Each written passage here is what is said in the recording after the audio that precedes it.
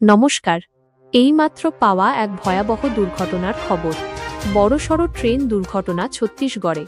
মালগাড়ির সঙ্গে সজোরে সংঘর্ষ যাত্রীবাহী ট্রেনের।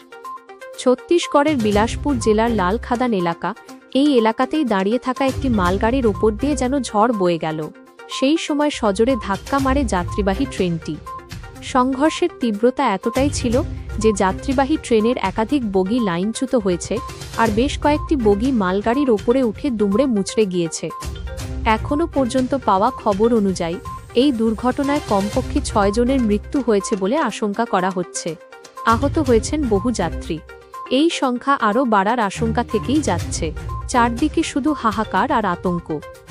সংঘর্ষের ফলে ওভারহেড তার ছিঁড়ে গিয়েছে, যার মারাত্মক প্রভাব পড়েছে রেলের সিগন্যালিং ব্যবস্থার ওপর। ফলে ওই গুরুত্বপূর্ণ রুটে ট্রেন চলাচল পুরোপুরি ব্যাহত। বেশ কিছু ট্রেন বাতিল করা হয়েছে, আবার কিছু ট্রেনকে ঘুরপথে চালানো হচ্ছে।